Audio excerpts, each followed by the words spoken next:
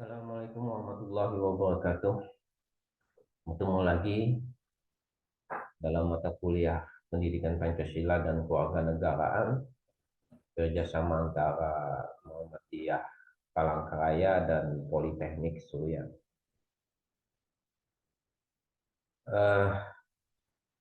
Menyambung pertemuan ke-14, yaitu hari ini pertemuan ke-15 dalam pokok bahasan demokrasi, ya.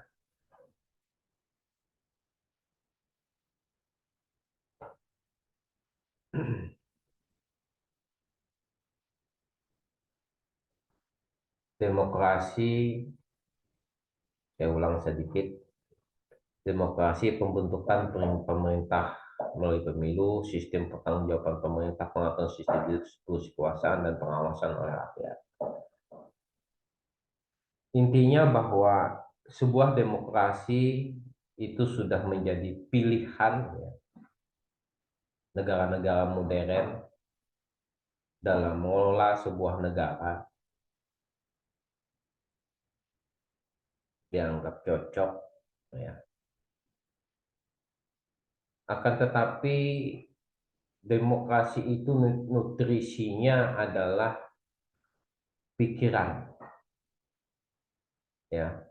Nutrisi dari sebuah demokrasi adalah pikiran atau akal sehat.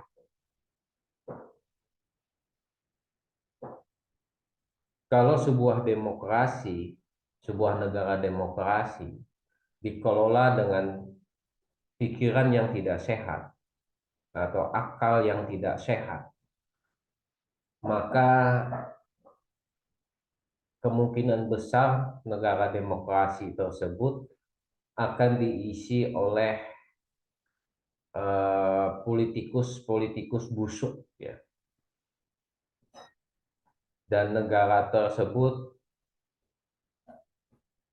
mungkin akan berjalan sebuah demokrasi kapitalis, yaitu di mana negara dikelola oleh sekelompok orang atau beberapa orang, dan kebijakan-kebijakan baik ekonomi atau hukum akan menguntungkan kelompok yang punya kekuasaan tersebut. Maka inti utama sebuah negara demokrasi itu adalah akan berjalan baik adalah pikiran dan akal yang sehat, ya. Tanpa itu, sebuah demokrasi hanya sebuah cita-cita, ya, hanya sebuah cita-cita, ya. Sampai itu negara demokrasi yang baik tidak akan pernah terwujud.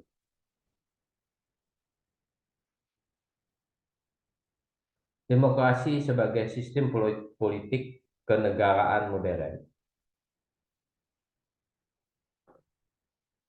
Demokrasi sebagai bentuk pemerintah, ini sejarah sebuah demokrasi, ya. Yunani kuno, Plato dan Aristoteles menilai demokrasi bukanlah bentuk pemerintahan yang ideal, dikarenakan sebagai pemerintahan oleh orang miskin dan orang dungu, ya. Ini menurut Plato dan Aristoteles, ya. Istilah demokrasi itu berasal dari negara Yunani. Plato dan Aristoteles itulah tokoh filsuf dari Yunani, ya. Walaupun Plato mengatakan bahwa sebuah demokrasi itu adalah bentuk negara demokrasi itu adalah bentuk sebuah bentuk negara yang tidak ideal. Kenapa dia mengatakan demikian? Karena sebuah negara demokrasi itu adalah pemerintahan diperintah oleh orang miskin dan orang dungu, ya. Ya, saya sepakat dengan apa yang dikatakan Plato.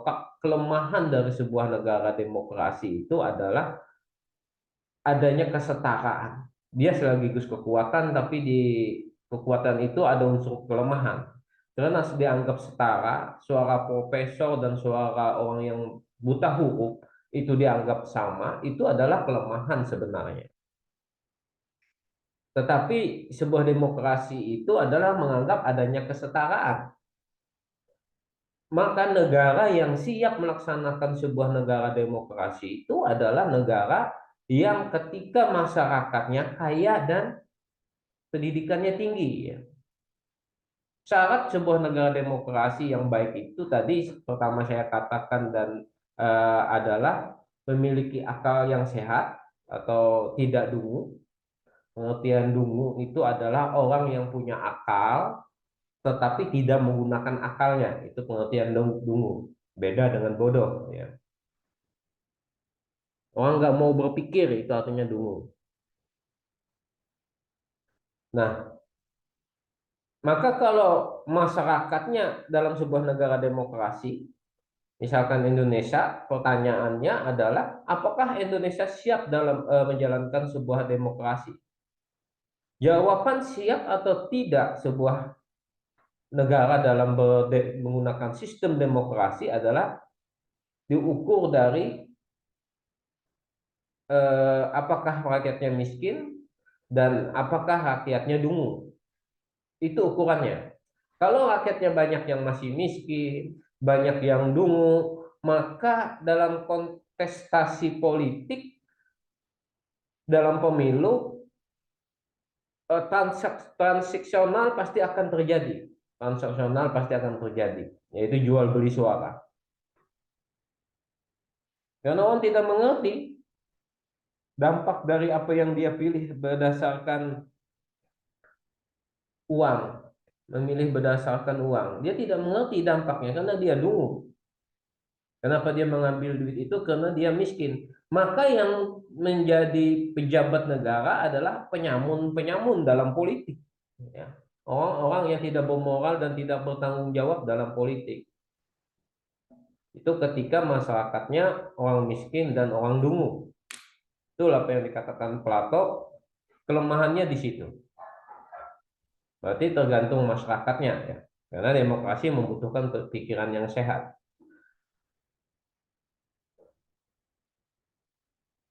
Tenggelam oleh kemunculan pemerintah selanjutnya, abad ke-7, ya, 17, model kekaisaran Romawi dan eh, tumbuhnya negara-negara kerajaan di Eropa sampai abad ke-17. Selanjutnya, akhir abad 17 lahir demokrasi yang disamai oleh para pemikir barat seperti Thomas Hobbes, Montesquieu, dan Gigi Reshu, ya. Jadi zaman Plato itu sebuah pemikiran, sebuah ide dan gagasan.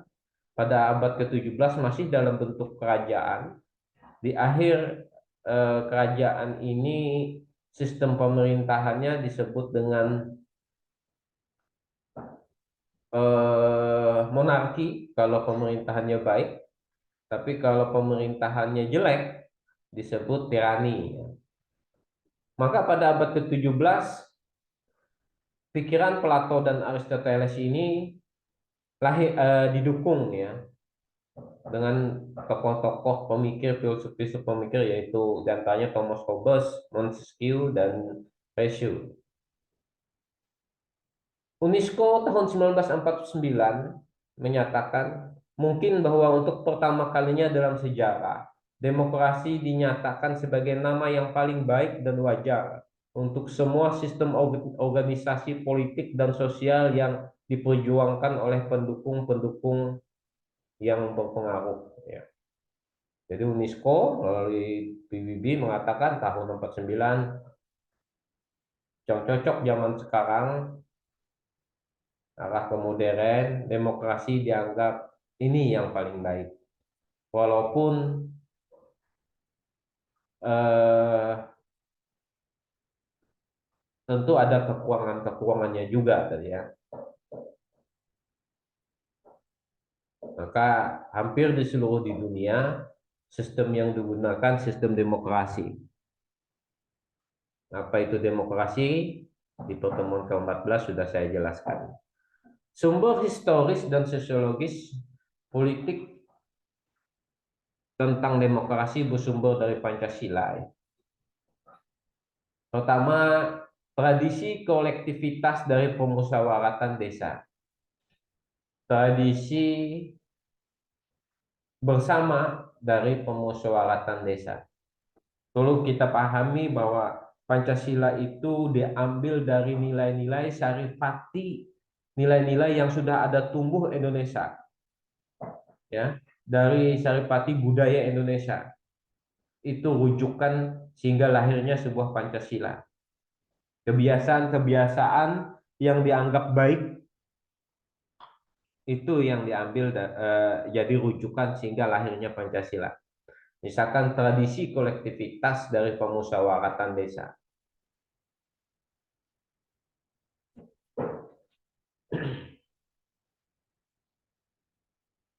Sebelum negara Indonesia ada, ya, sebelum orang kenal tentang Pancasila, di masyarakat kita itu sudah biasa yang namanya beda pendapat, bermusyawarah, itu sudah biasa. Ya,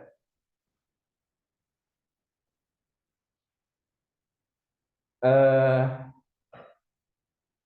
bahkan dalam apa sudah biasa yang namanya beda pendapat.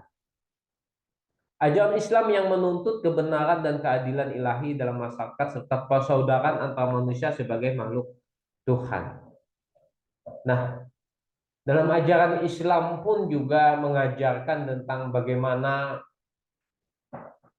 eh, memilih pemimpin. Berdasarkan rujukan ini dari tradisi atau budaya bangsa kita dalam memilih pemimpin, kalau saya melihat ya, setahu saya dalam pemilihan pemimpin dari dulu orang Indonesia itu dari dulu terbiasa diwakilkan ya. Maksudnya terbiasa diwakilkan itu adalah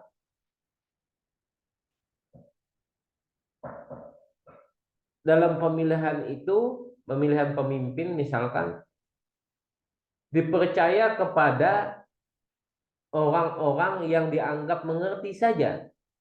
Jadi tidak semacam pemilihan umum, tidak semua orang berhak, bukan berhak, tidak semua orang, semua berhak memilih, semua berhak. Cuman kadang orang sukanya diwakilkan. Ah kamu saja, kamu yang paham, ah kamu saja yang bisa, kami ngikut saja. Apalagi dalam tradisi Islamnya. Kalau sudah ulamanya mengatakan, ustadznya sudah mengatakan A, umat biasanya ngikut saja. Karena masyarakat kita itu sudah percaya kepada tokohnya. Sudah percaya kepada orang yang sudah diamanahi. Maka kita pernah pada era zaman Soeharto, kita dalam pemilu tidak pemilihan langsung seperti sekarang, tapi pemilihan melalui perwakilan. Ya.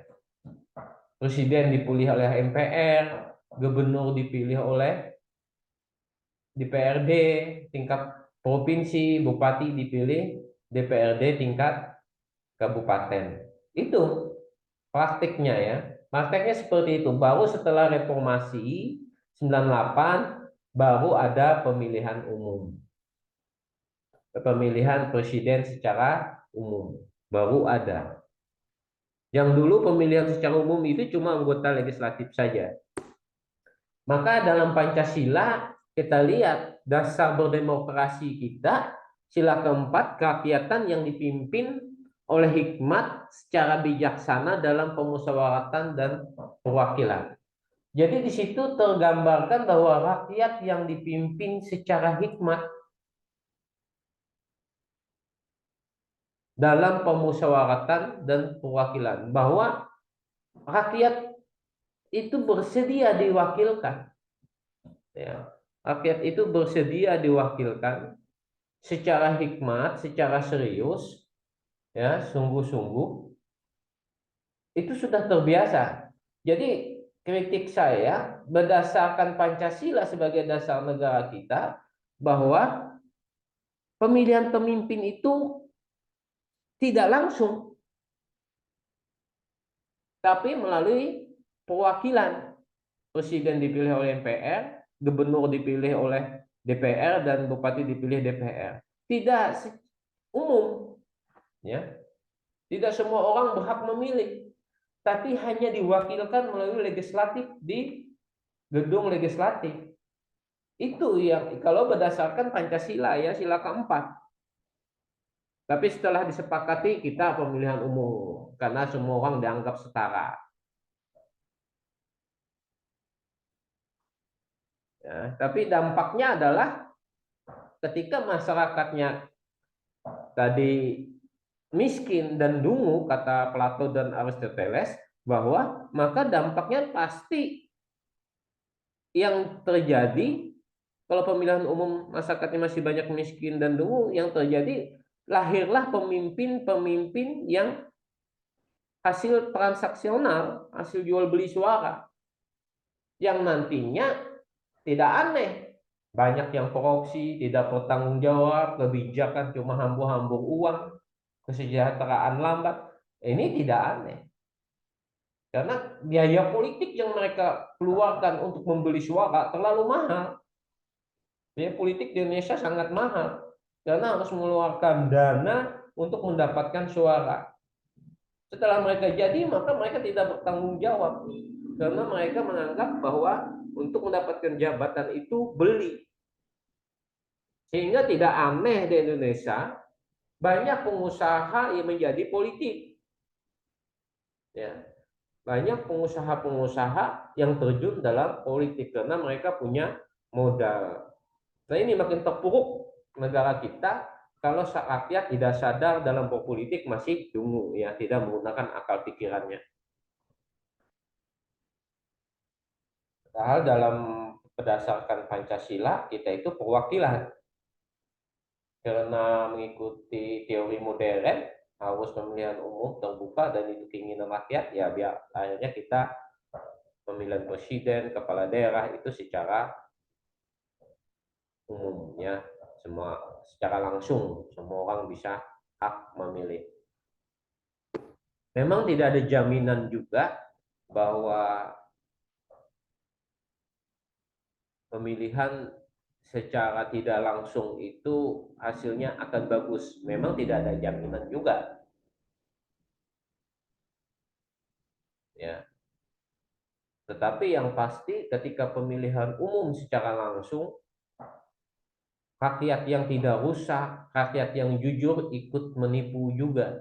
Karena politik kita memaksa untuk berbuat tidak jujur, yaitu dengan tertarik menerima uang sogok untuk memilih.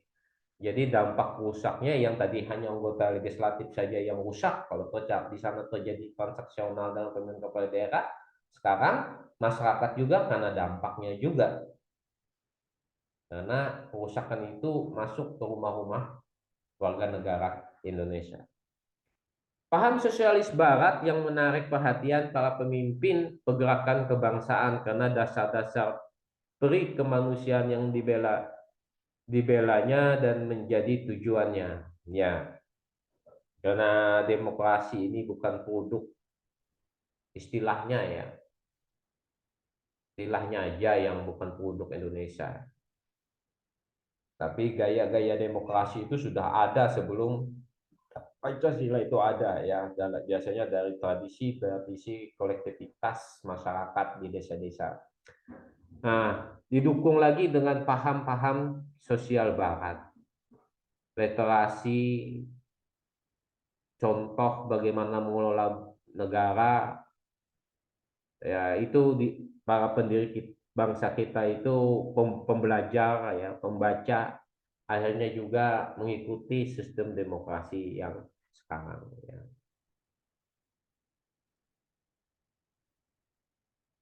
Tradisi kolektivitas dari masyarakat desa di alam Minangkabau, misalnya pada abad ke-14 sampai ke-15, kekuasaan raja dibatasi oleh ketundukannya pada keadilan dan kepatuhan. Raja sejati di dalam kultur Minangkabau ada pada alur logika dan patutnya, logika dan keadilan. Jadi dalam tradisi kerajaan di Minangkabau, kekuasaan raja itu dibatasi oleh keadilan dan kepatutan. Tindakan nilai-nilai yang ada di masyarakat, pantas atau tidak. Sehingga raja bersikap jujur dan masuk akal sikap dan perbuatannya. Ini bentuk demokrasi yang dicontohkan pada kerajaan Minangkabau. Artinya demokrasi ini kebiasaan masyarakat kita itu sudah ada sistem demokrasi. Rakyat beraja pada penghulu, penghulu beraja pada mufakat ya, dan mufakat beraja pada alur dan patut. Nah, ini kalimat apa bukan pepatah ya, pepatah ya, bukan kalimat mutiara. Rakyat beraja pada penghulu, penghulu beraja pada mufakat. Penghulu itu siapa? Penghulu itu orang yang ditokohkan jadi pemimpin di masyarakat, orang yang dianggap memiliki sebuah ilmu yang bijaksana dan dipercaya untuk mengambil keputusan untuk kepentingan masyarakat. Orang yang bisa diandalkan itu penghulu. Kalau kita di sini biasanya penghulu itu orang yang menikahkan, itu juga disebut penghulu. Tapi penghulu itu tugasnya bukan hanya sebagai orang menikahkan, tetapi dia dianggap orang yang berilmu, yang disering dimintakan rujukan oleh masyarakat, dimintakan pendapat oleh masyarakat. Rakyat beraja pada penghulu, ya. Rakyat itu mengikuti apa yang dikatakan penghulu. Tapi penghulu juga beraja pada mufakat, dan mufakat beraja pada alur dan patut. Akhirnya apa? Raja dari segala raja yang jadi sumber rujukan hukum dari seorang pemimpin adalah penghulu ini adalah kepantasan dan kepatutan, alur dan patut. Pantaskah ini harus dilakukan? Patutkah ini dilakukan? Masuk akalkah ini harus dilakukan? Jadi keputusan-keputusan pemimpin pada tradisi Minangkabau itu berdasarkan kepatutan, akal sehat. Jadi alur dan patutlah yang menjadi pemutus terakhir. Sehingga keputusan raja akan ditolak apabila bertentangan dengan akal sehat dan prinsip-prinsip keadilan. Nah, ini kerajaan Melayu seperti itu. Ya. Kebijakan raja, keputusan raja itu ditolak atau diterima, itu titik ukurnya adalah kepatutan dan kepantasan, alur dan patut, alur hukum, aturan mainnya, dan kepantasannya. Jadi diterima atau tidak tadi tergantung akal sehat dan prinsip-prinsip keadilan. Luar biasa. Tradisi kita luar biasa sebenarnya. Raja pun tunduk dengan kepatutan, dengan akal sehat.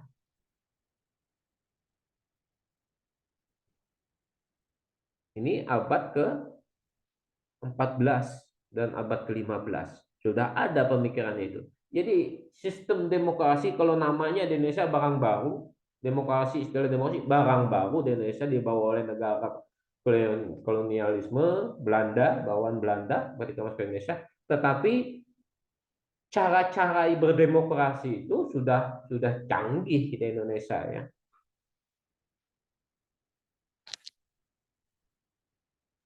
Tradisi kolektivitas dari pemusyawaratan desa misalkan 5 anasir demokrasi asli menurut Muhammad Hatta. Ini tradisi kita dalam bukunya Latif ya. Tradisi rapat. Dulu ya kalau cerita saya di desa ya. Kalau sudah ada himbauan rapat dari penghulu, dari kepala desa, kepala kampung, orang yang bekerja jauh di dalam hutan pun datang. Ya, datang. Pada saat rapat, apa yang menjadi kesepakatan rapat itu dipatuhi.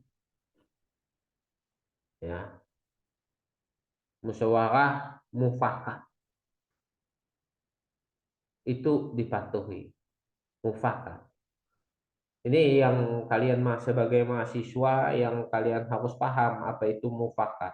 Mufakat itu adalah hasil kesepakatan dari beberapa orang dalam rapat, dalam mengambil keputusan. Lalu mufakat. Tentu di situ ada ketua, ada pelaksana dan penanggung jawab. Dan wajib melaksanakan mufakat itu. Karena hasil kesepakatan rapat. Apabila pada kenyataannya dilaksanakanlah hasil mufakat dan kenyataannya salah, ya. Pada akhirnya salah, apakah salah pemimpin yang melaksanakan kesepakatan mufakat tapi ternyata salah? Tidak salah, karena itu hasil kesepakatan. Itu hasil kesepakatan. Kalau ternyata hasil kesepakatan A, seorang pemimpin tahu yang benar itu adalah B. Padahal sepakat rapat orang banyak tadi mengatakan A, tapi pemimpin kalah dalam rapat.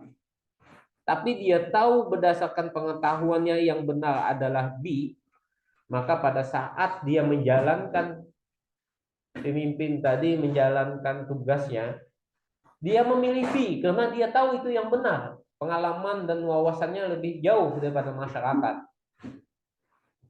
Pertanyaannya, apakah salah pemimpin melaksanakan B? Bukan hasil dari kesepakatan rapat.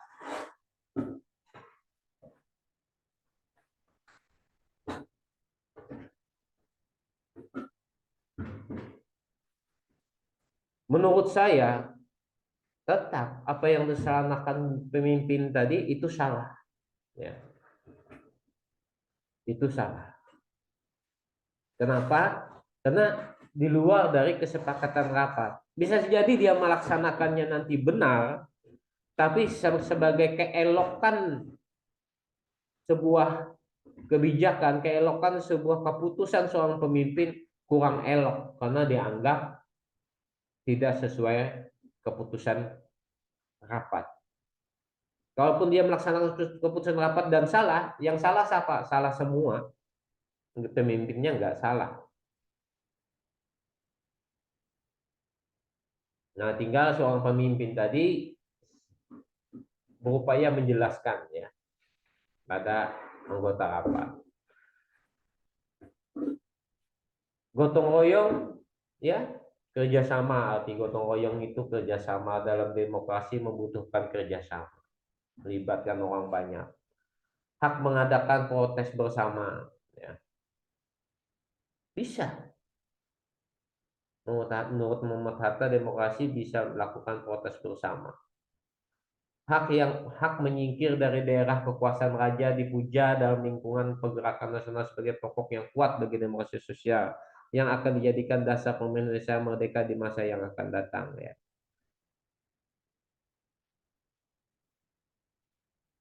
Apa maksudnya? Sumber nilai berasal dari Islam.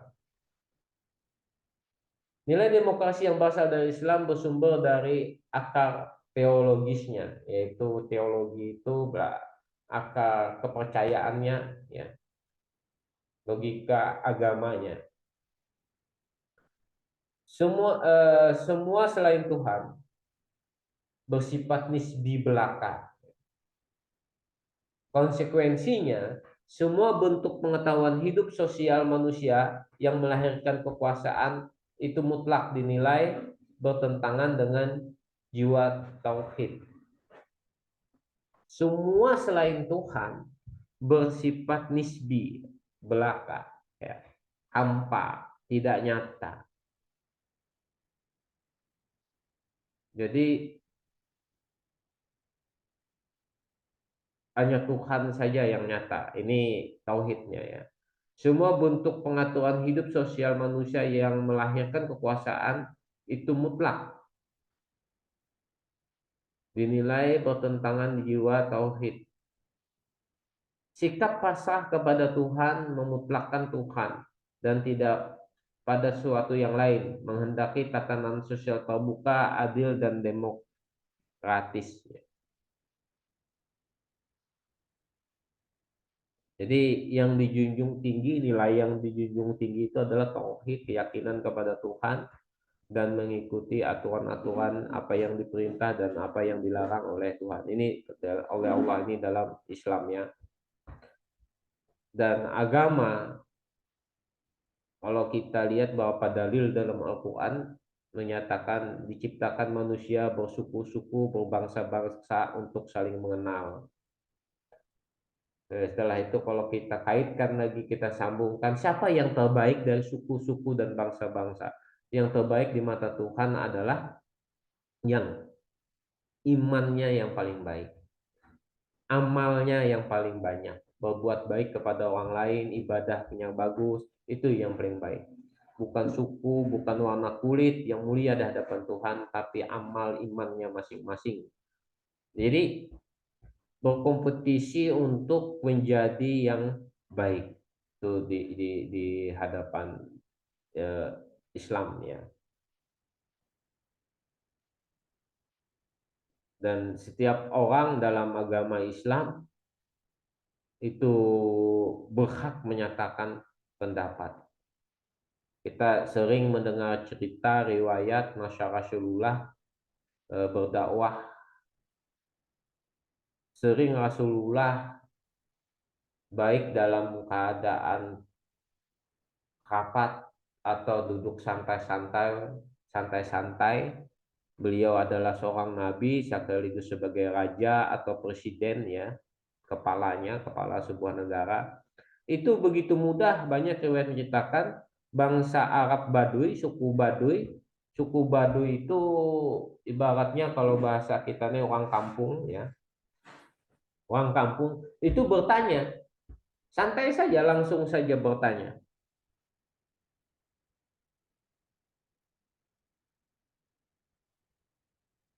Tidak ada ketakutan. Bahkan ada riwayat ketika Umar ya diangkat menjadi khalifah, jadi pemimpin Islam sepeninggal Rasulullah, ada seorang pemuda menghunuskan pedangnya, "Hai Umar, berlakulah kamu adil. Bila kamu tidak adil, maka akan kupenggal lehermu." Itu menunjukkan bahwa ada keterbukaan dalam berdemokrasi. Bahkan yang paling nyata adalah pengangkatan Sayyidina Umar itu dipilih oleh beberapa perwakilan kabilah. Diadakan rapat secara tertutup melalui perwakilan kabilah-kabilah, perwakilan dari suku-suku, perwakilan dari tokoh-tokoh yang dianggap memiliki ilmunya yang memumpuni dalam memilih kepemimpin. Maka terpilihlah Umar sebagai pemimpin. Itu demokrasi nyata. Cuman pemilihannya tidak secara umum dan langsung. Artinya tidak semua masyarakat penduduk Madinah itu punya hak suara, enggak. Yang punya hak suara adalah hanya orang-orang yang berkualitas. Ya. Nah, itu dalam Islam, demokrasi asas musyawarah mufakat, dan Umar kasih kesepakatan menjadi pemimpin. Ya. Kenapa bukan Ali menantunya Rasulullah atau dinasti? Enggak. Itu demokrasi yang dicontohkan dalam Islam. Kalau berdasarkan nilai-nilai agama, Allah Ta'ala tidak pandang bulu. Ya, mau sistem apa, mau seperti apa, cuma bagi Allah itu adalah yang penting hasil pilihannya baik, cara memilihnya bagus, ya, menggunakan akal sehat, terus hasilnya juga bagus. Karena yang bagus itu adalah yang banyak amalnya.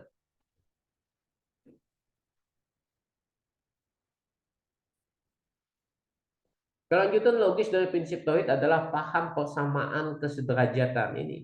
Saya jelaskan tadi. Manusia di hadapan Tuhan yang melarang adanya perendahan martabat, pemaksaan kehendak antara sesama manusia. Ya. Jadi manusia dalam Islam, manusia diciptakan, diturunkan ke bumi itu sebagai khilafah. Ya. Islam diturunkan dengan membawa nilai-nilai agama Islam.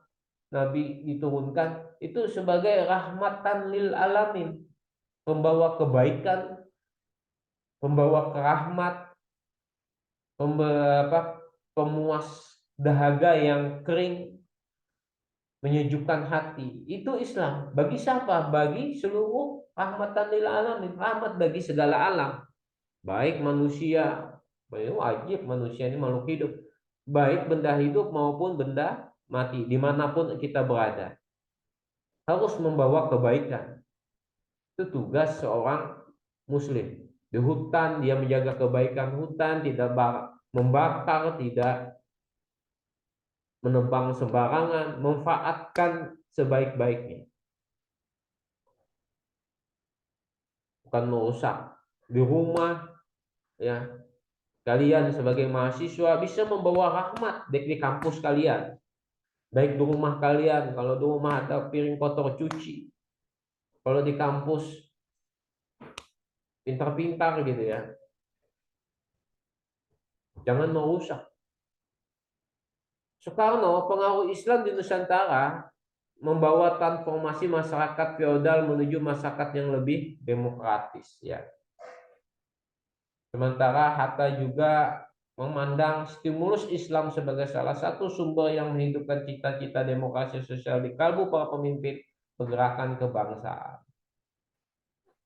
Tidak lupa juga sejarah kita harus dipahami bahwa Nusantara ini banyak sekali kerajaan-kerajaannya.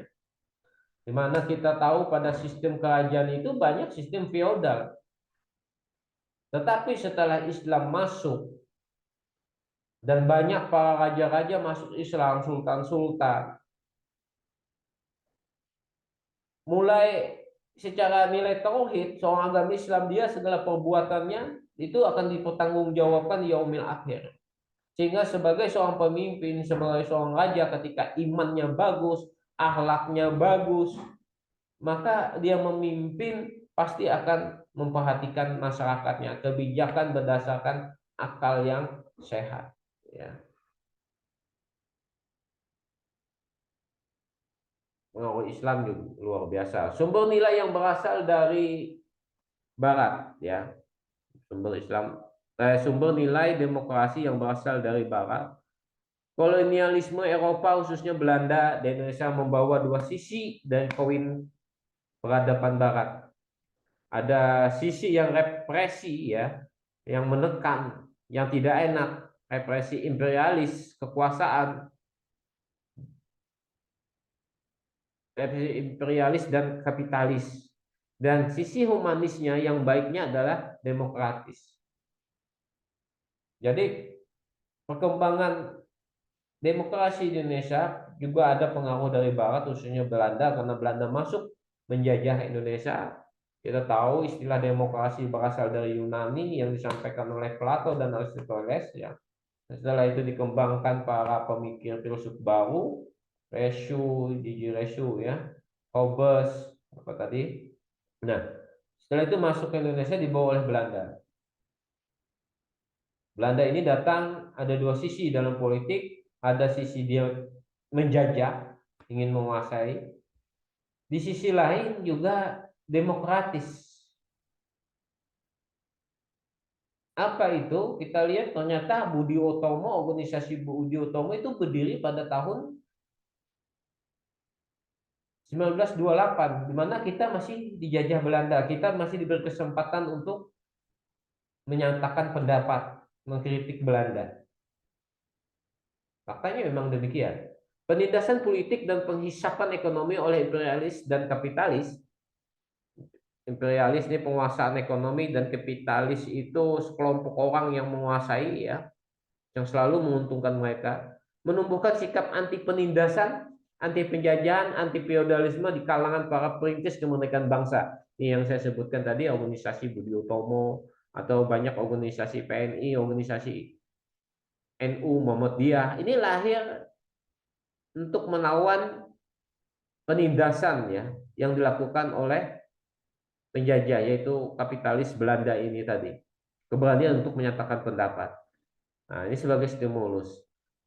Stimulus dari gagasan humanis dan demokrasi Eropa, kemunculan ruang publik modern di Indonesia sejak akhir abad ke-19, berkembang di sekitar institusi-institusi pendidikan modern, kapitalis percetakan, klub-klub sosial bergaya Eropa, kemunculan berbagai gerakan sosial yang berujung pada pendirian partai-partai politik sejak 1920 dan kehadiran Dewan Rakyat ya Poskat sejak 1918.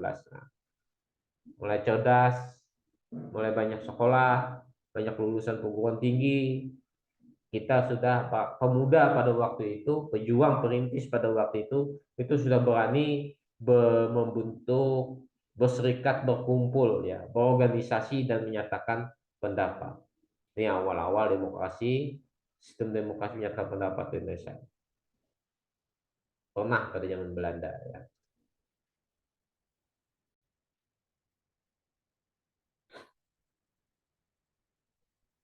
Dinamika dan tantangan demokrasi di Indonesia yang bersumber dari Pancasila. Setelah reformasi 98 ya, 1998 terjadi amandemen Undang-Undang Dasar 1945. Di mana amandemen itu terjadi sampai 4 kali ya, 4 atau 5 ya kalau lupa ya. Nah, perubahan-perubahan ini cara tentang demokrasi misalkan mengatur tentang Majelis Pemusyawaratan MPR. Majelis Pemusyawaratan Rakyat terdiri atas ayat 2, pasal 2 ayat 2, pasal 2 ayat 1, 2 dan 3 berubah ya. Majelis Permusyawaratan Rakyat ini sebelum perubahan terdiri atas anggota-anggota Dewan Perwakilan Rakyat, anggota DPR, ditambah dengan utusan-utusan dari daerah-daerah dan golongan-golongan menurut aturan yang ditetapkan dengan undang-undang. Dulu, zaman era Soeharto, sebelum reformasi, anggota DPR RI itu diduduki oleh anggota DPR hasil pemilu. Ada utusan golongan, utusan daerah. Utusan golongan ini misalkan TNI, ABRI ya, yang tergabung dalam ABRI sekian berapa persen jumlahnya duduk di anggota DPR tanpa melalui pemilihan.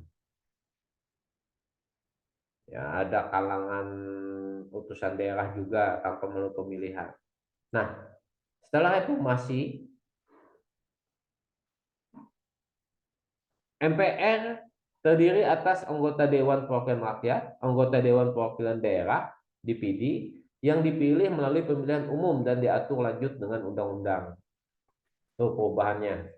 Jadi setelah reformasi, anggota MPR itu cuma terdiri dari anggota DPR dan anggota DPD, Dewan Perwakilan Daerah. Yang juga Dewan Perwakilan Daerah ini dipilih melalui pemilu juga. Jadi tidak ada lagi utusan golongan. Putusan ABRI yang terdiri dari TNI dan Polri itu sudah tidak masuk secara otomatis. Ya. MPR bersidang sedikitnya sekali dalam 5 tahun di ibu kota negara. Sama, tidak ada perubahan ya. Segala putusan MPR ditetapkan dengan suara terbanyak. Segala putusan Majelis Permusyawaratan Rakyat ditetapkan dengan suara banyak, sama. Nah, pasal 3-nya ada tambahan pasal 3. Kalau sebelumnya pasal 3 Majelis Permusyawaratan Rakyat MPR menetapkan undang-undang dasar dan garis-garis besar dari haluan negara ya GBHN, dikenal GBHN.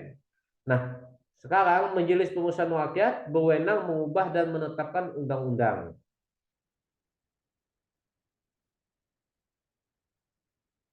Dulu cuma menetapkan, setelah reformasi berubah. MPR itu bisa mengamandemen undang-undang dan menetapkannya. Tetap Undang-Undang Dasar itu yang menetapkannya adalah MPR, bukan presiden. Majelis Pemusyawaratan Rakyat MPR melantik presiden dan atau wakil presiden. Dulu presiden dipilih oleh MPR. Sekarang tugas MPR hanya melantik ya presiden dan wakil presiden. Jadi sepaket presiden dan wakil presiden. Majelis Permusyawaratan Rakyat hanya dapat memberhentikan presiden dan atau wakil presiden dalam masa jabatannya menurut Undang-Undang Dasar. Jadi MPR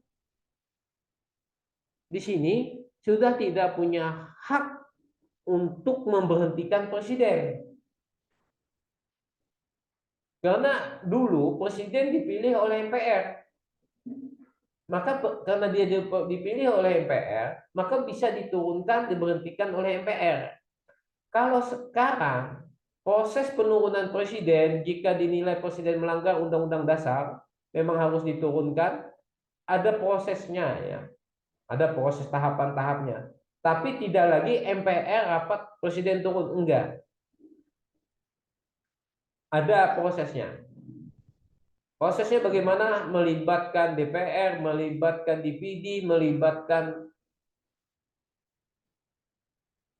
Mahkamah Agung ya, dan melibatkan Mahkamah Konstitusi.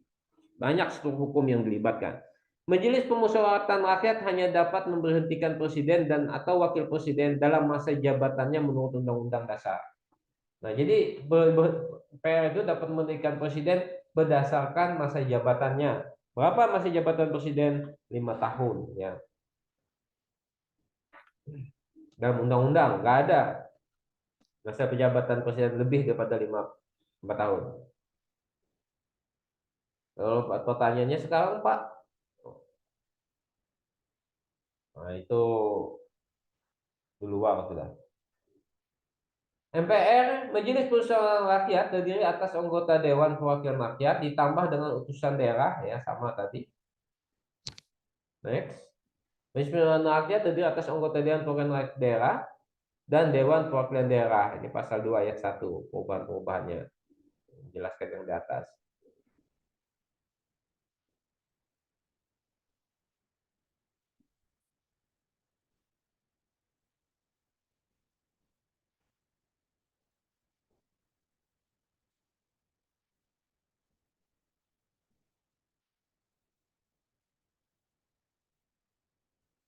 Pasal 19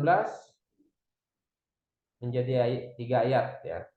Dulu susunan Dewan, susunan DPR, ini tentang DPR ditetapkan dengan undang-undang. Dewan Perwakilan Rakyat bersidang sedikitnya sekali dalam setahun. Menjadi 3 ayat, anggota DPR dipilih melalui pemilu. Ya, anggota DPR itu wajib hukumnya dipilih melalui pemilu. Susunan DPR diatur undang-undang, DPR bersidang sedikitnya sekali dalam setahun. Paling sedikit, banyak nggak apa-apa. Yang banyak.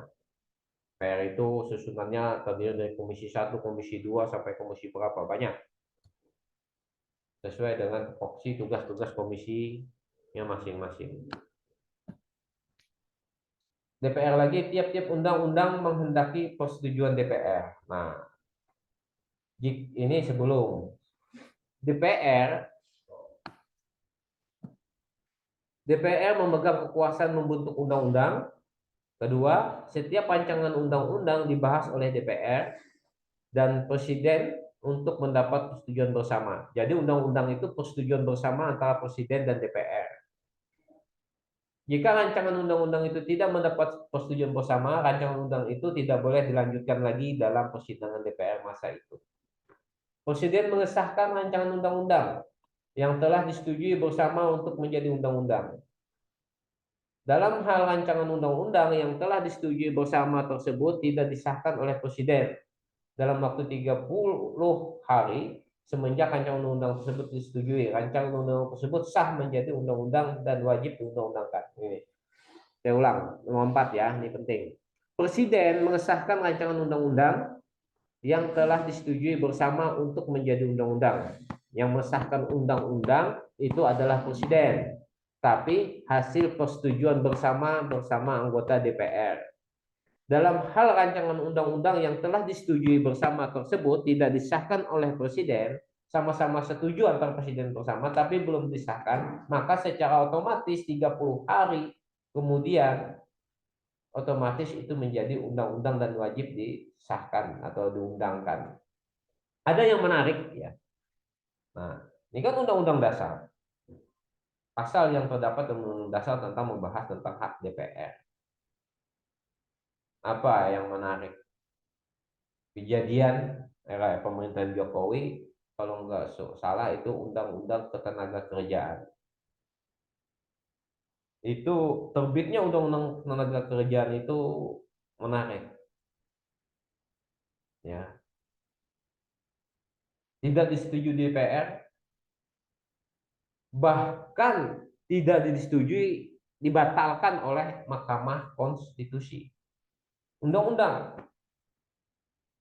Padahal di sini disebutkan setiap undang-undang dibahas oleh DPR, ya,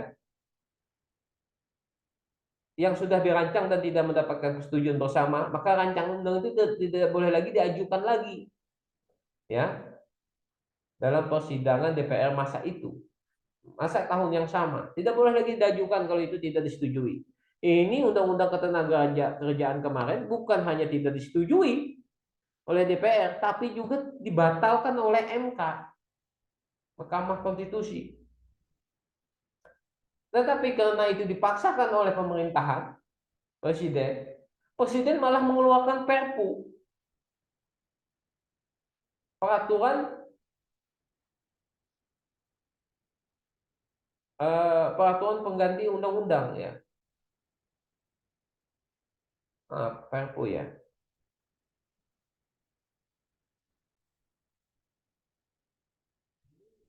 Presiden tetap mengeluarkan Perpu dan tetap ada pasal-pasal yang dilarang oleh MK, dipaksakan, ya. Ini seakan-akan aturan undang-undang tenaga kerjaan itu bukan seakan-akan, jelas itu dipaksakan. Karena syarat keluarnya Perpu, kedudukan Perpu itu sama dengan undang-undang tanpa melalui persetujuan DPR, cuman syaratnya penting dan mendesak, itu syarat Perpu keluar. Presiden punya kekuasaan berdasarkan Undang-Undang 45 mengeluarkan undang-undang, yaitu namanya Perpu, ya. Apa syarat keluar Perpu itu? Negara dalam keadaan bahaya. Artinya undang-undang itu dikeluarkan atas dasar penting dan mendesak. Nah, pertanyaannya apakah Perpu itu penting dan mendesak? Apakah kalau tidak keluar Perpu tentang tenaga kerjaan nomor 13 itu, negara akan hancur? Itu pertanyaannya. Nah, ini menarik untuk menjadi bahan diskusi, ya, untuk mahasiswa. Kalau kemarin itu rame mengkritik tentang Perpu Undang-Undang Tenaga Kerjaan.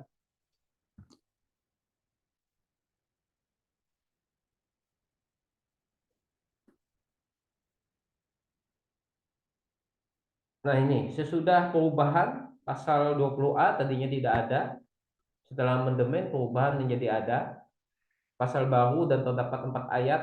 Pertama, DPR memiliki fungsi legislasi, fungsi anggaran dan fungsi pengawasan, ya.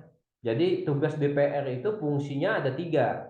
Fungsi legislasi, membuat undang-undang, fungsi anggaran atau politik anggaran, presiden, baik DPR provinsi, DPR kabupaten maupun DPR RI, ya. Fungsinya ada 3. Fungsi anggaran, fungsi pengawasan, dan fungsi legislasi. Jadi anggota dewan tuh gawiannya cuma 3 aja. Membuat aturan, legislasi, membuat undang-undang. Yang kedua, membagi anggaran. Yang membagi anggaran itu adalah kepala daerah, eksekutif, presiden, gubernur, bupati, wali kota. Dia atau di desa, di tingkat desa, kepala desa ini eksekutif. Dia punya rencana kegiatan mau bangun ini, mau buat ini, ya. Itu anggaran. Nah, dikonsultasikan ke anggota legislatif. Kalau legislatif setuju, tanda tangan, maka anggarannya akan turun dan kegiatannya akan dijalankan. Fungsi legislasinya itu adalah membuat kebijakan, salah satunya membuat undang-undang tadi. Membuat kalau di kabupaten membuat perda, ya, membuat perda, peraturan daerah, dan mengawasi perbu peraturan bupati itu diawasi oleh dewan. Fungsi pengawasan. Nah, ini fungsinya di pengawasan. Anggaran tadi turun, proyek jalan, maka Dewan mengawasi proyek itu ya. Mengawasi dalam arti pelaksanaannya, kepantasannya, dan seterusnya. Dalam melaksanakan fungsinya, selain hak yang diatur dalam pasal-pasal Undang-Undang Dasar ini, Dewan Perwakilan Rakyat atau DPR mempunyai hak interpelasi, hak angket, dan hak menyatakan pendapat. Ya. Nah ini sering rame ya. Apa itu hak Dewan? Yang pertama adalah hak interpelasi.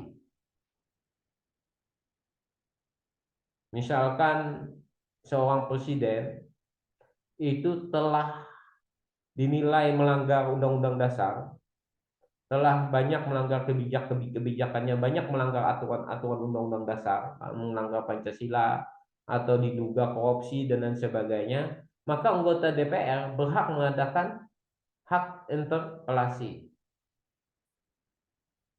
Apa itu hak interpelasi? Yaitu hak.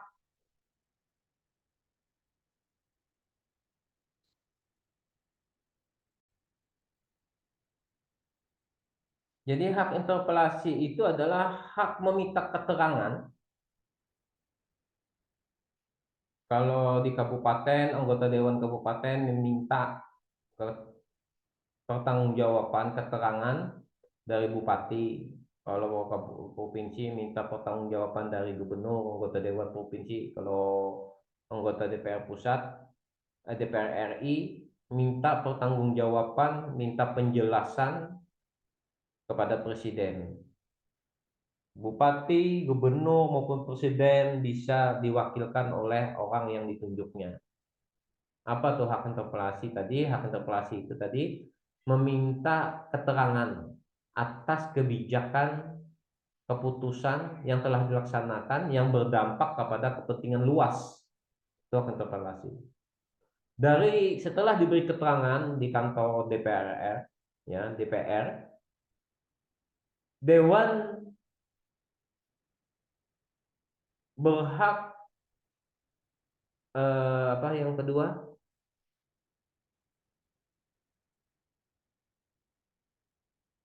Melaksanakan hak angket, ya. Artinya penilaian terhadap kebijakan tersebut, apakah kebijakan itu masuk akal atau tidak. Nah, ini hak anggota dewan. Ada yang setuju, ada yang tidak, ada yang setuju atau ada yang tidak. Inilah fungsi dari anggota legislatif oposisi dan anggota legislatif koalisi. Biasanya koalisi itu mendukung kebijakan pemerintah. Kalau oposisi itu mengkritik. Ini keseimbangan dalam politik.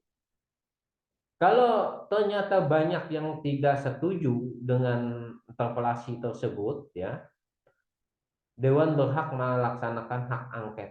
Hak angket minta pendapat, kalau dihitung banyak yang mana, ternyata banyak yang menganggap itu tidak layak. Dan selanjutnya Dewan berhak menyatakan pendapat. Atas kegiatan pelaksanaan tersebut, Dewan memberikan pendapat. Apabila itu dinilai melanggar, secara prinsip melanggar Undang-Undang Dasar 1945, diduga melaksanakan pelanggaran, terjadi pelanggaran hukum, Dewan bisa minta selanjutnya adalah meminta pertimbangan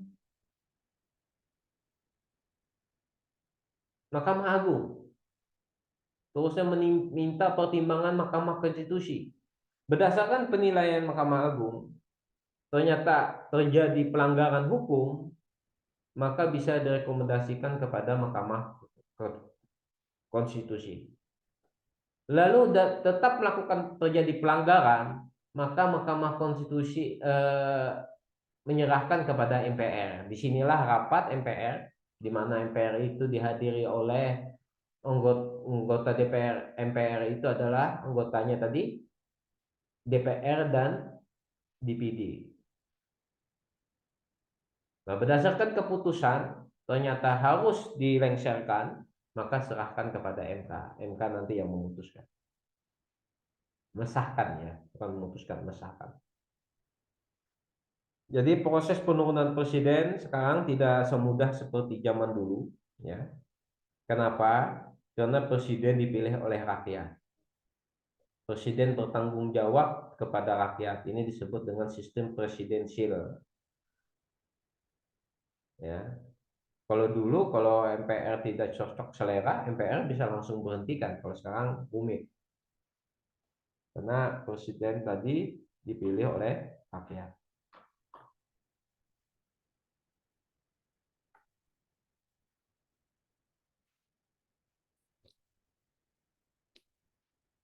Dewan Perwakilan Rakyat, fungsi legislasi, fungsi anggaran tadi jelaskan lagi, menyusun dan menetapkan anggaran pendapat belanja negara dan bersama presiden memperhatikan pertimbangan DPD. Fungsi pengawasan, melakukan pengawasan terhadap Undang-Undang Dasar Republik Indonesia tahun 1945 dan peraturan pelaksanaannya, ya. Bukan hanya terhadap Undang-Undang 1945 dan peraturan pelaksanaannya, tapi juga terhadap kerja-kerja dari eksekutif.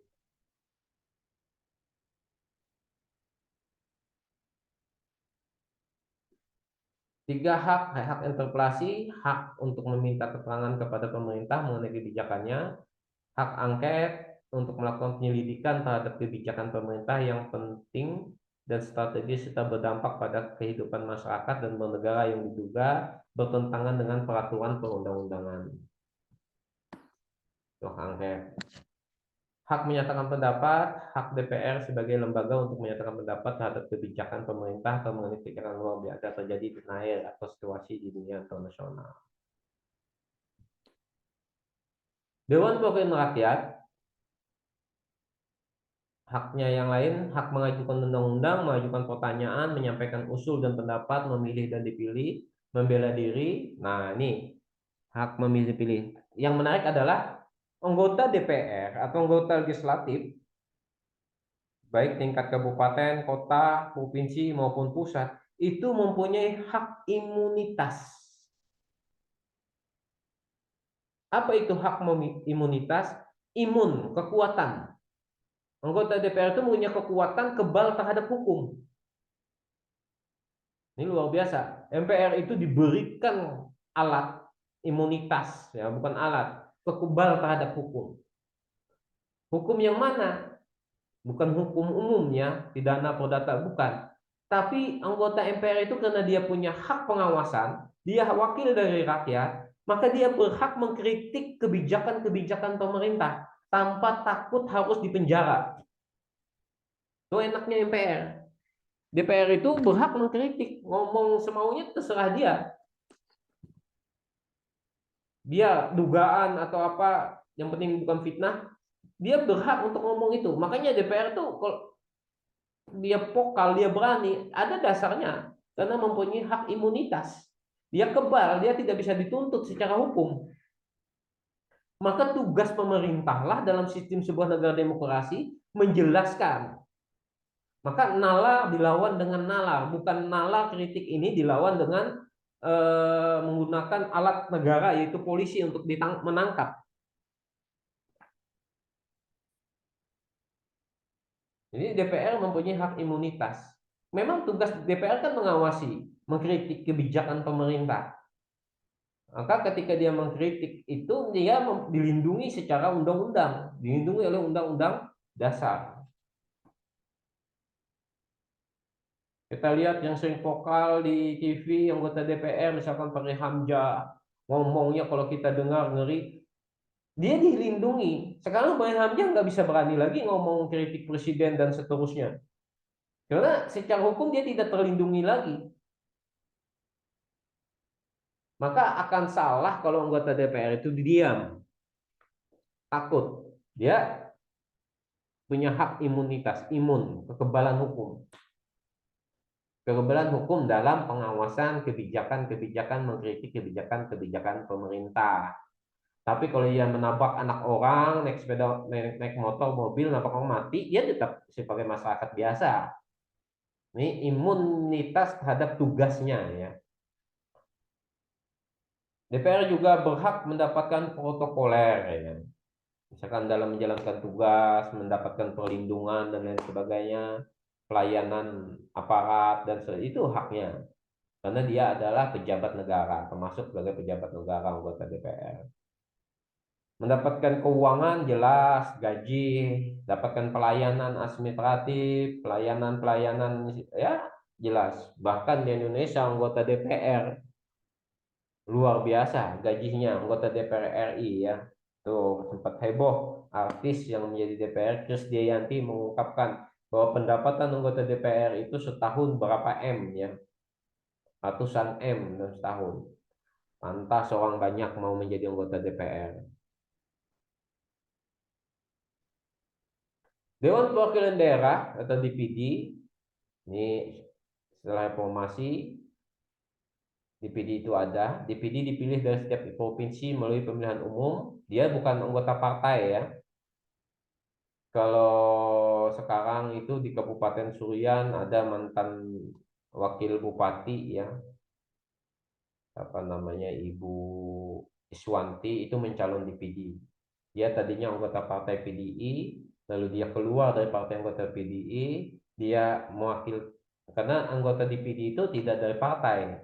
Yang penting pada saat mendaftar KPU memenuhi syarat didukung oleh masyarakat dengan membuktikan fotokopi KTP dan pernyataan surat dukungan. Nanti dia ikut pemilihan menang atau tidak. Kalau dia menang dia duduknya di pusat.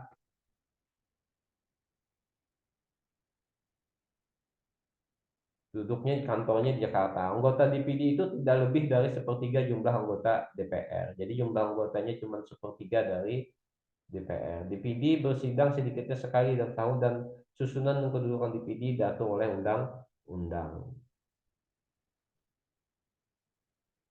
DPD dapat melakukan pengawasan pelaksanaan undang mengenai otonomi daerah dan hanya tugas daerah, maka Dewan Daerah dia membahas tentang otonomi daerah, pembentukan, pemekaran, dan penggabungan daerah, hubungan pusat dan daerah, pengelolaan sumber daya alam, sumber ekonomi lainnya, pelaksanaan anggaran pendapatan belanja negara, pajak, pendidikan, dan agama, serta menyampaikan hasil pengawasan itu kepada DPR sebagai bahan pertimbangan untuk ditindaklanjuti.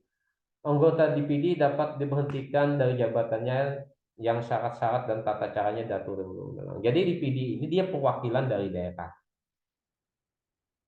ya, namanya Dewan Perwakilan Daerah. Kalau DPR ketika dia duduk, dia tidak banyak lagi bicara tentang pembangunan daerah.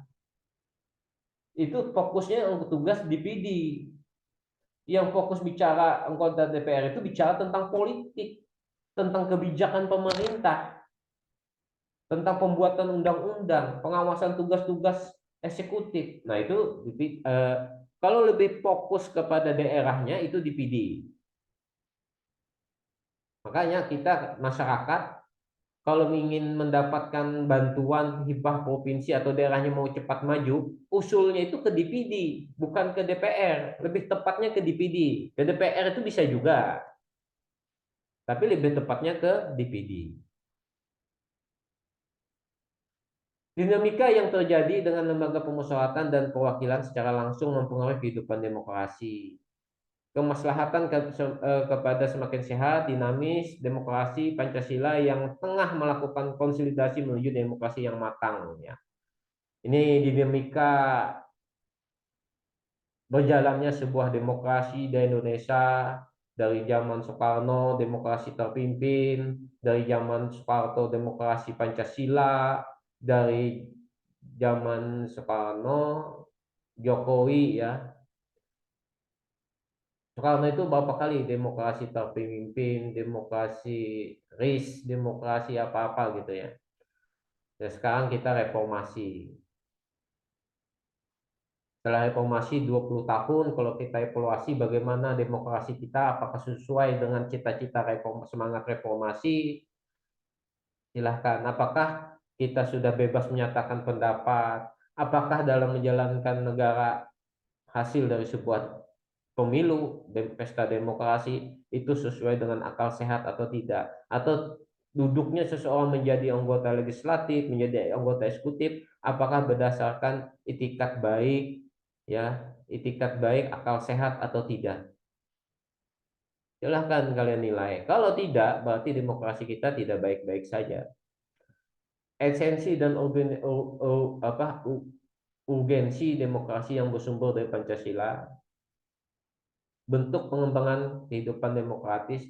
Demokrasi Indonesia selain memiliki sifat yang universal, juga memiliki sifat khas sesuai dengan budaya bangsa Indonesia yang berdasarkan Pancasila. Nah ini, pengembangan kehidupan demokrasi harus mengacu pada landasan adil, ya, landasan idil Pancasila, dan landasan konstitusi Undang-Undang Dasar Negara Indonesia. Nah ini, kita adalah negara Indonesia di mana Pancasila dijadikan sebagai dasar hukum, sumber hukum, ya. Pancasila adalah ruh Undang-Undang Dasar 1945 dan konstitusi kita adalah Undang-Undang 45 sebagai konstitusi negara kita. Maka berjalannya demokrasi di Indonesia tidak sama seperti demokrasi di Barat, yaitu demokrasi sesuai dengan Pancasila dan Undang-Undang Dasar 1945. Apa yang membedakan? Di Barat itu demokrasi kapitalis yang kuat, lebih berkuasa, bisa semau-maunya. Mestinya di Indonesia demokrasi Pancasila. Apa itu demokrasi Pancasila? Penuh adab, ya, dan kesantunan. Adab, pengertian adab di sini adalah orang yang melanggar etika, nilai-nilai sosial, ketidakjujuran, itu adab. Kalau dia berpikir keras, kritiknya tajam, cara menyampaikannya secara jujur, ya, walau terlihat kasar, selama dia menyampaikan tidak fitnah, maka itu tidak melanggar adab. Walaupun menyampaikannya santun, lemah lembut, tapi isinya fitnah, isinya tidak benar, ya itu yang tidak beradab. Jadi menilai beradab dan tidak beradab itu kejujuran, kebenaran, bukan dari lembut lemahnya sebuah bahasa. Itu yang harus dipahami. Karena bahasa kita macam-macam. Bahasa Solo mungkin lembut, Medan kasar. Kasar dalam artian nada keras nadanya, bukan kasar, keras nadanya. Ya, itu harus juga bisa dipahami. 10 pilar demokrasi Pancasila. Demokrasi berdasarkan ketuhanan yang Maha Esa, ya. Sistem demokrasi Indonesia harus bertanggung jawab kepada Tuhan yang Maha Esa. Tidak ada yang sempurna manusia, makhluk ciptaan Tuhan, yang sempurna hanya Tuhan. Ya Allah Subhanahu wa taala dalam Islam. Setiap perbuatan kita, kecil biji jarah pun, biji sawi, itu pasti dipertanggungjawabkan di hadapan Tuhan. Apalagi dalam mengurus negara. Demokrasi dengan kecerdasan. Ya, menjalankan sebuah negara demokrasi harus betul-betul dengan kecerdasan, dengan akal yang sehat, ya, bukan dengan kekuatan.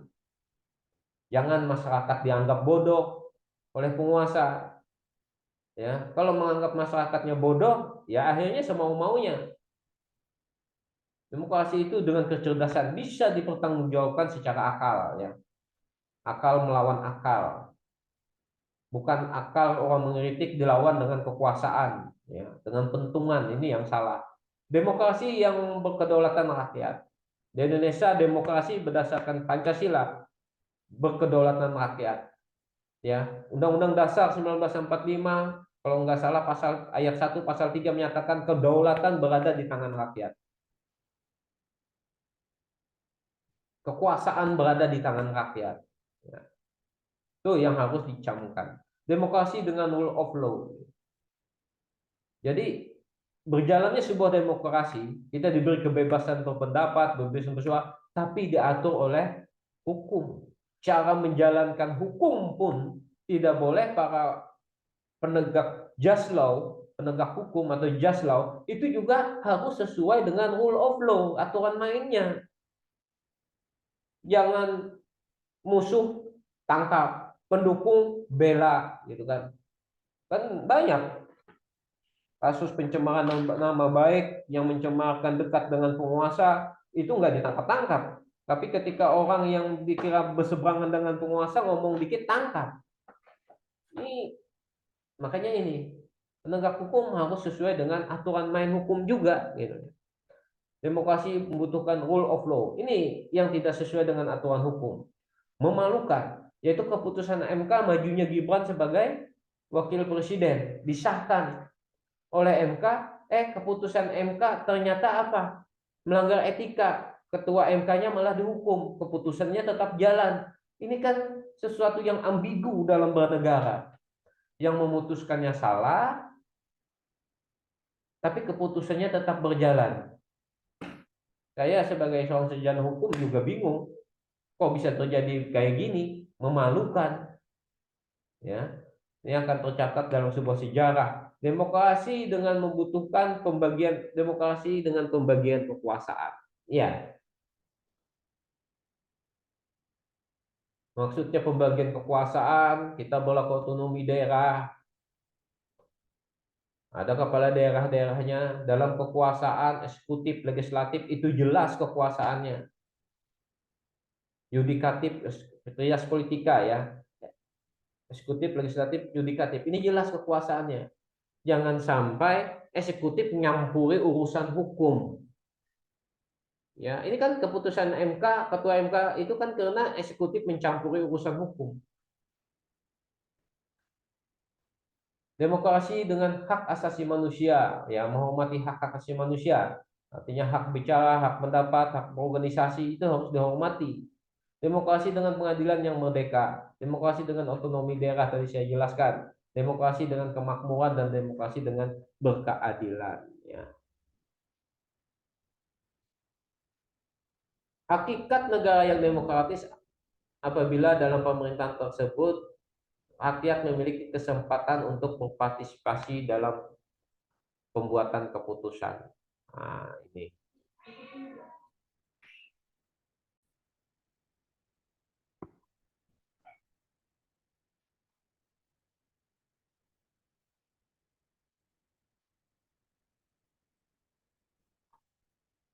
Kenapa demokrasi itu menjadi penting ya?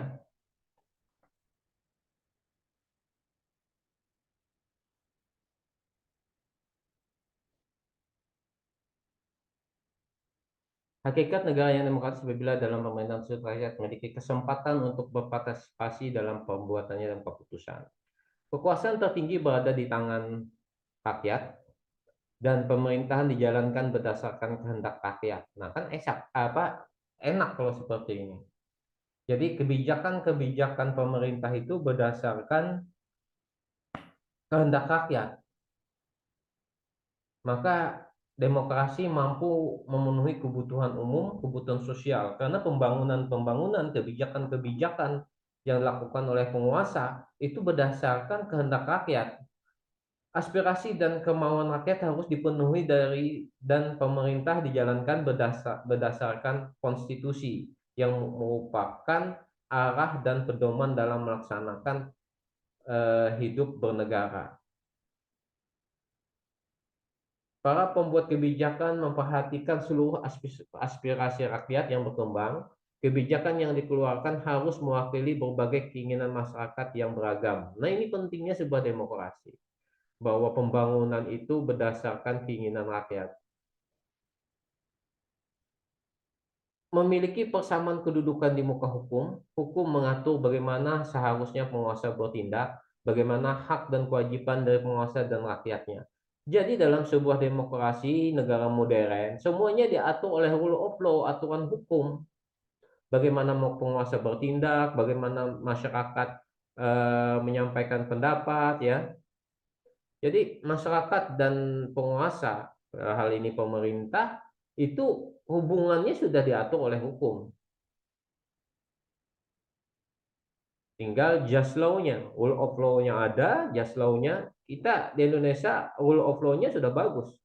Tinggal just law, penegakan cara menjalankannya apakah sesuai dengan rule of law atau tidak.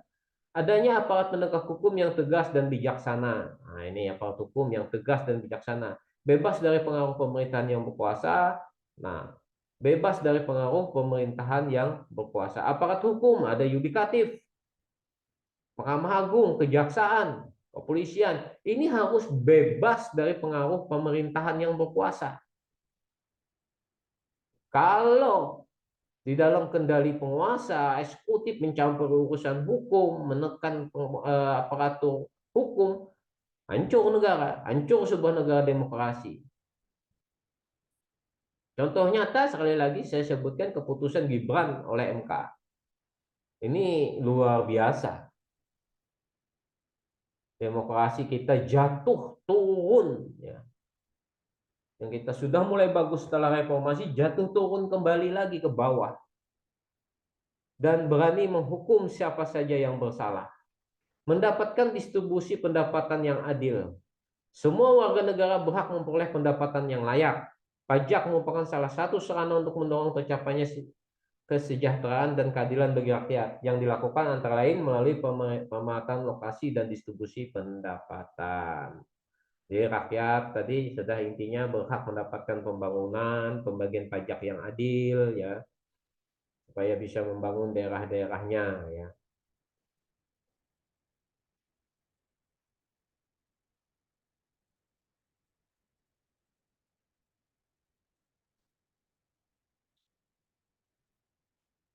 Penerapan demokrasi dalam pemilihan pemimpin politik dan pejabat negara, seorang pemimpin memang harus yang memiliki kemampuan memadai sehingga ia mampu melindungi dan mengayomi rakyatnya dengan baik. Betul?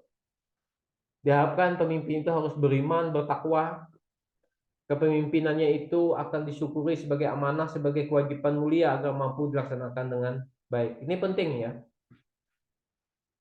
Kalau pemimpin itu beriman, bertakwa, tahu mengerti tentang tanggung jawab kepada Tuhan, mengerti tentang akhirat, tanggung jawab selama hidup, apalagi menjadi pemimpin,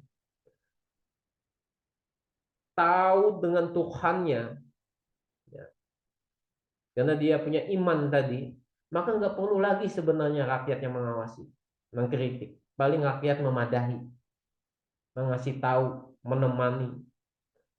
Karena jangan takut dia korupsi, jangan takut dia tidak adil, karena dia tanggung jawabnya bukan kepada masyarakat lagi, seorang pemimpin yang beriman, berakhlak. Tanggung jawabnya langsung kepada Tuhan, bukan kepada rakyatnya. Ya, kalau bertanggung jawab kepada rakyat, dia bisa saja berbicara mutar-mutar, punya alasan yang bagus, ngomong sesuai dengan bisa memuaskan omongannya, bisa memuaskan rakyatnya, janji yang bisa memuaskan rakyatnya.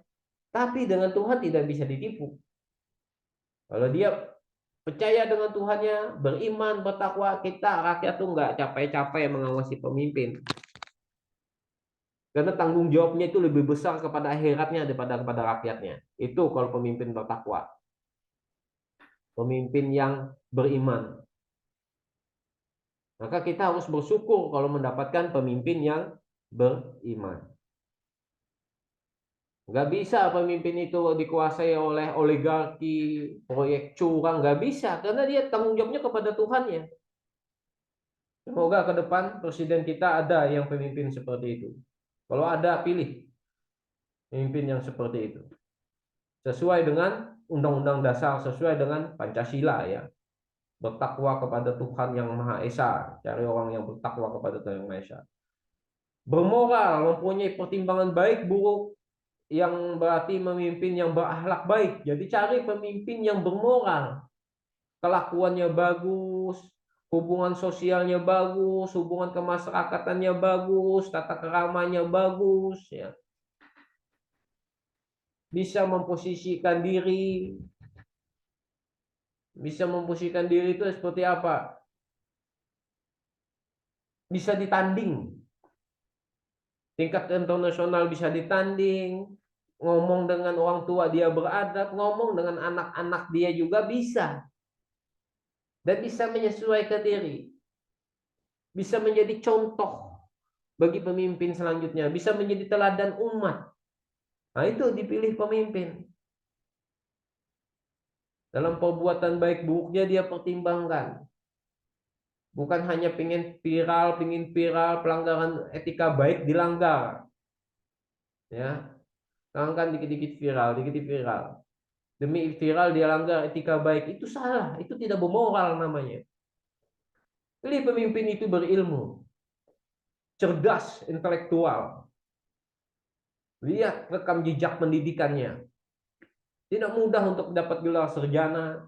Kalian tahu kuliah kan? Merasakan. Untuk dapat sarjana itu tidak mudah. berilmu, kebijakan pikirannya terukur ya. Terukur karena dia literasinya sangat banyak, bacaannya sangat banyak, pengalaman, kemampuannya banyak, terampil ya. Terampil ini kalau jadi pemimpin eh, mampu melihat peluang baik sementara orang lain tidak mampu melihat peluang itu. Wah, ini ya. Kalau pemimpin itu berilmu, ikhlas karena Allah, bermoral, itu selanjutnya dia pasti terampil dalam menyelesaikan negara, membayar utang negara misalkan, pasti terampil cari solusinya. Sementara orang lain tuh nggak melihat solusinya bagaimana, caranya bagaimana, dia bisa melihat, mampu melihat peluang ya. Sementara orang lain tidak bisa melihat peluang dalam menyelesaikan masalah. Demokratis. Nah, ini demokratis. Cari pemimpin yang memberikan kebebasan kepada rakyatnya untuk menyatakan pendapat, memberikan kebebasan kepada rakyatnya berkreasi, ya, memberikan kebebasan kepada rakyatnya untuk terlibat dalam pemerintahan, bahkan yang penting dia memikirkan negara ini, dia menjalankan kebijakan negara dengan akal sehat, itu yang penting, dengan akal sehat. Karena demokrasi sekali lagi nutrisinya adalah akal sehat, kebijakan yang sehat, masyarakat yang sehat, memilih yang sehat, ya, akal cerdas, ya. Pemimpin harus dapat dipercaya. Maka kalau ini memenuhi syarat tadi, maka pemimpin itu dapat dipercaya, dapat diterima, dan bisa memimpin. Ini kuncinya. Kalau pemimpin kadang-kadang dipercaya, tidak bisa dipercaya, pengeramputan, jejak rekam hidupnya nggak baik, itu bagaimana bisa dipercaya? Rakyat ini banyak yang terima dan tidak. Orang yang tidak bisa dipercaya susah memimpinnya. Ya, ini dibutuhkan pemimpin harus dapat dipercaya, dapat diterima, dan dapat memimpin. Ini dapat memimpin ini. Ini keterampilan yang harus dimiliki oleh seorang pemimpin. Nah, keterampilan sebagai pemimpin. Dapat dipercaya ini berkaitan dengan akhlak, adabnya, ya. Dapat diterima kemampuan dia bagaimana menyosialisasikan dirinya kepada masyarakat sehingga dia diterima dan dapat memimpin. Ini kecerdasannya dalam sebagai seorang pemimpin. Thank you. Terima kasih. Ya. Eh,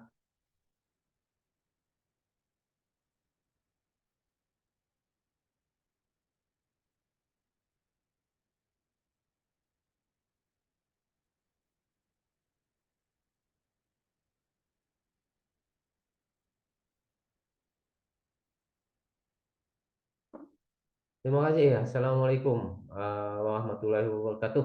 Lebih kurangnya saya minta maaf. Salam dari Kabupaten Surian ya. Nanti tinggal luas silahkan lihat di LMS ya. Assalamualaikum warahmatullahi wabarakatuh.